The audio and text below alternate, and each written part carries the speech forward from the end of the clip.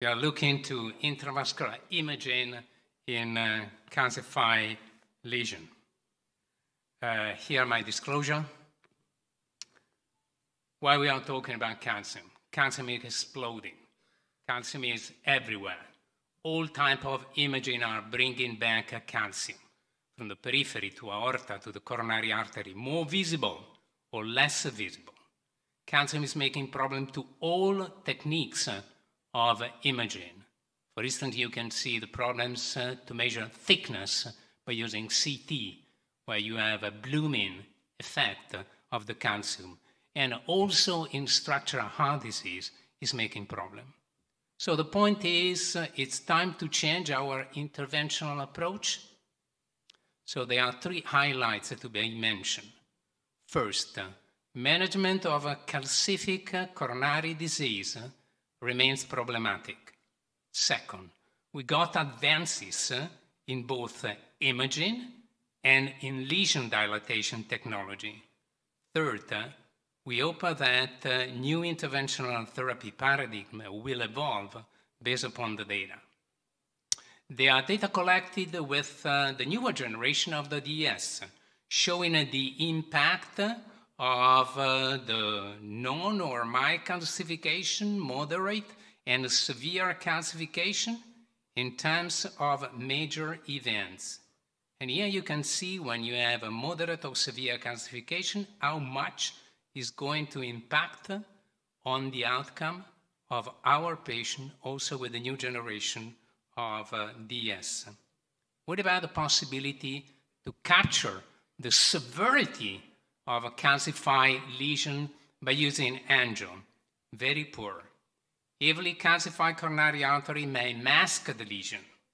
And one of the messages here having no correlation, no significant correlations with the physiology was it is essential to perform additional hemodynamic measurements or invasive imaging to have exactly the perception of how severe are the angiographic lesions. When the angiographic visible calcium that is detected on IVUS is really visible compared when it's not visible.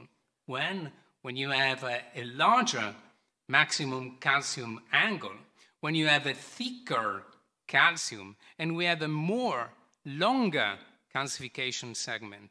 And if you look at the impact comparing when the angio show calcium compared to when it's not showing calcium, when you have a calcium, you are running systematically into more problems to get the right stent expansion. MSA is clearly lower, significantly lower, and the same is in terms of reference lumen area.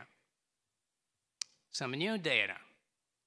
Calcified plaque, fibrous plaque, different plaque, coming from the LILAB study, showing how frequently when you have a calcified plaque, you need to change the strategy of device preparation. And comparing the different lesions, you have another message inside. Then we needed to change the strategy. You need highly significant to move with a more aggressive tools for lesion preparation. So we cannot say that I don't see the value of using imaging when we have a calcified lesion. And when you started with this heavy calcified lesion, and you end up with this angiographic result, you can be very, very happy. But this is the reality. This is not a joke. This is the assessment of the under expansion in terms not a single cross-section, but in terms of the entire length of the stents and in terms of the expansion reach that in some part was dramatically low. So you have a much better perception. And when you are under-expanding your stent, immediately you might have a higher risk of thrombosis that with imaging. You might deal with an additional expansion of the stents and eventually by using drugs for removing quickly the thrombus forming. Today we are here. We are here with both imaging technology. So we have fantastic high-resolution imaging. Here you have the pair imaging in the same cross-section. They look so beautiful. They are not detecting exactly the same of the calcium. For instance, in the central panel, you can see that here you have the damping of the calcium, plus some reverberation. Here with OCT, you can penetrate. But there is a message, and the message is the more we have in terms of resolution, more information can be acquired. And this could be before stent implantation, and also taking measurements. You have exactly the same cross-section. And you can immediately see, comparing this cross-section, when your stent is underexpanding. It doesn't matter if you're using IVUS or OCT. So we know that there are different types of calcification. The ones that we said is a DAP, and potentially might be treated with more simple tools. The nodular calcification we were facing this morning, that is creating much more problems in the immediate time of preparation and also in terms of a possible long-term outcome. And the ones is more circular. And we know that we have different tools and we are launching different algorithms. This is one of the 5 existing, at least. It seems simple, but in fact it's a little bit complex. And we do not have, for many of these steps, the final answer. But we know that when we look carefully to the calcium and take some quantification, that could be an advantage for directing our intervention. Here you can see some possible assessment that we might have. With OCT, we base upon the circumferential arc, the length, and the thickness, and we develop some score. And the score is extremely important for judging which type of technology to start with. And we know that when the calcium is a certain time and perhaps is combined with a certain size of the lumen and a certain morphology, it should be better to start with a type of tools compared to the other tools. What about IVUS? We say that IVUS has problems in penetrating the calcium, is a shadowing, but we know that reverberation can help. The more you have the increase in the thickness, the less reverberation in green you have. So it means that reverberation, when you are seen, can be used as an indicator of less thickness. So based upon this concept, IVUS in its IVUS calcium score is not using the thickness. It's using the angle. It's using potentially the 360-degree angle. It's using the presence of the calcified nodule and the vessel diameter less than 35. Anyway, the calcium score developed by IVUS can clearly show that the more calcium you have, the more you have an effective expansion if you are not using appropriate lesion preparation. Let's go to the case. Very diffuse, heavy calcification in these patients.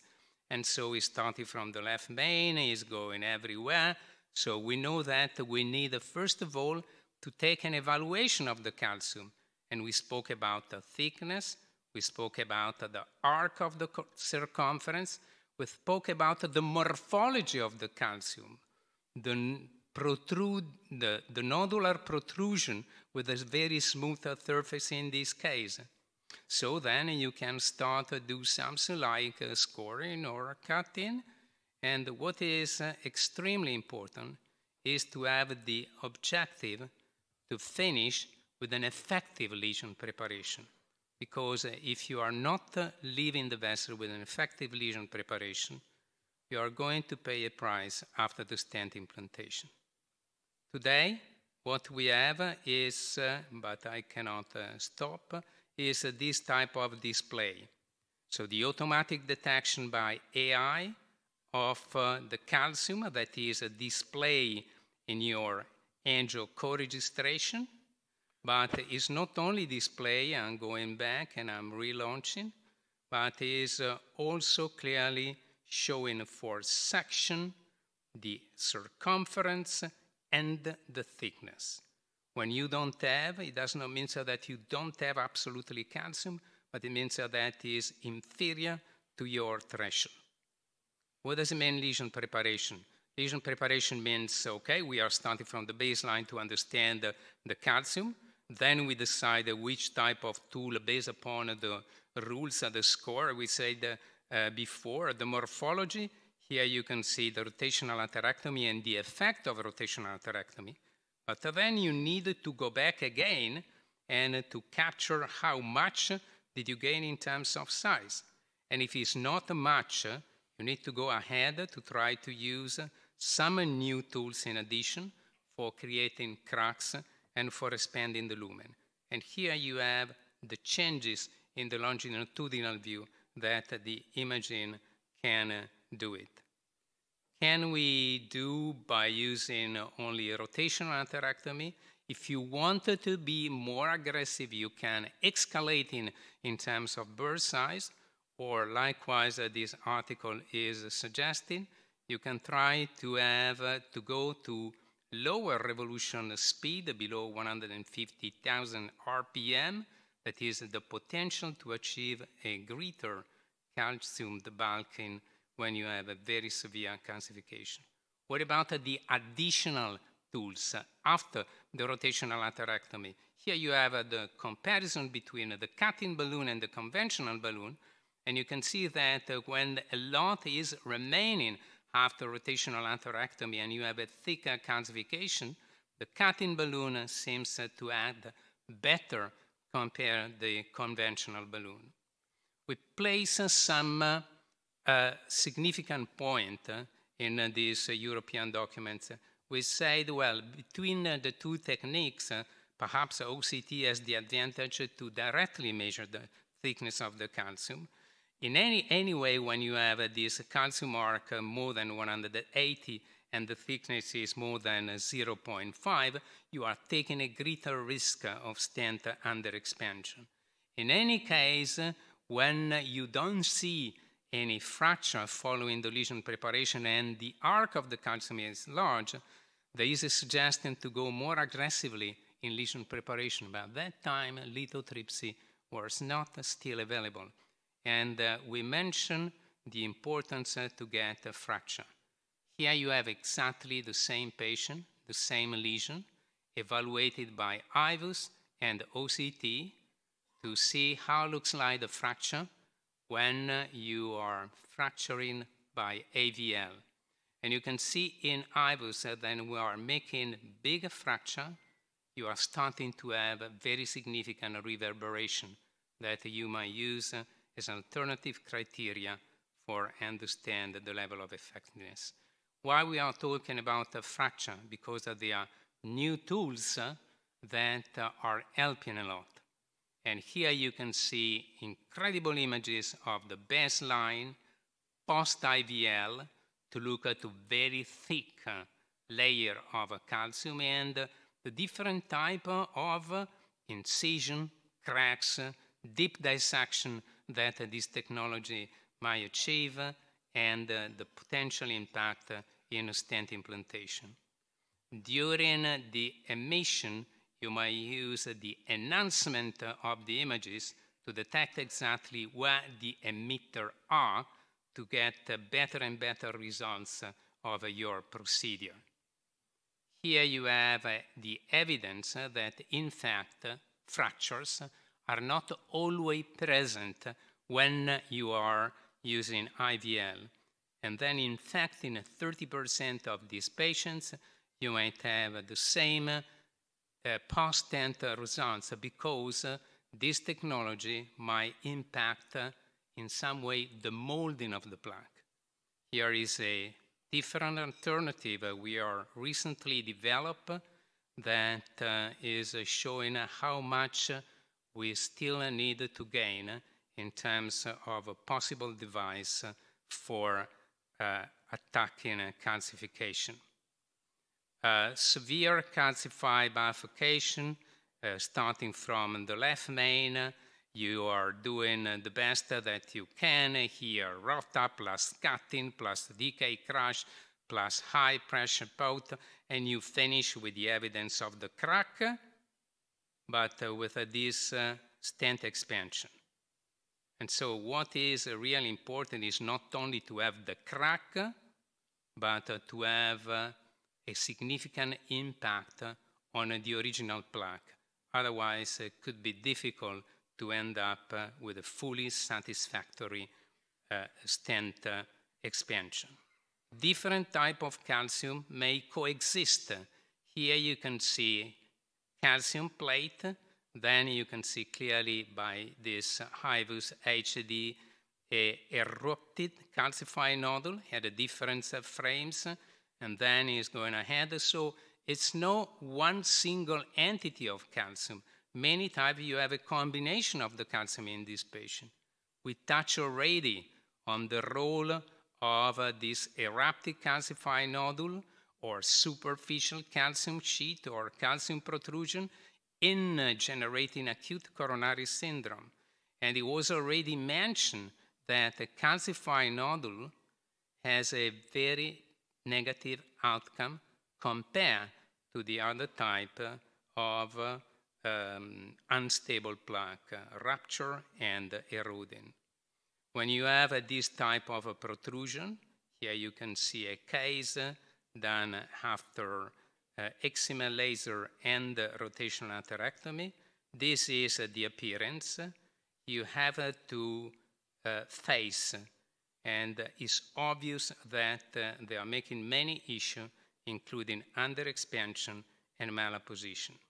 We have new tools potentially for this typology of the plaque. Here you may see rotational and orbital.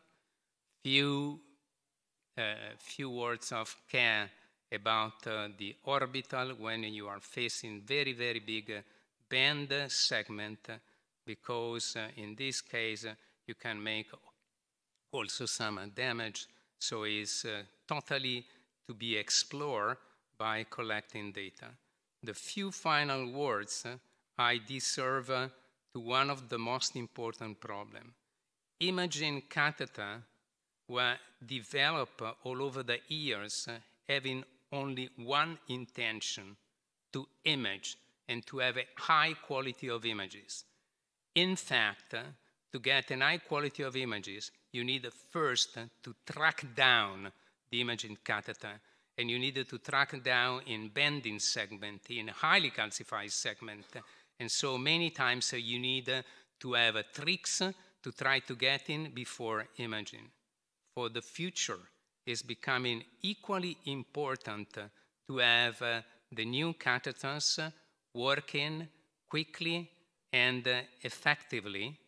And this time they are not working. Let me go back one and relaunch. It doesn't matter.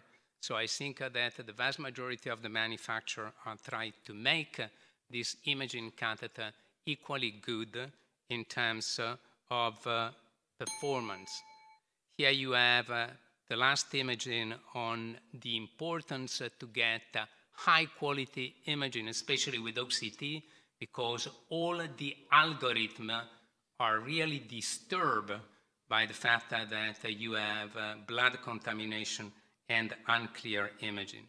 My conclusion: we are facing more and more calcium in all vessels, not only at the coronary level.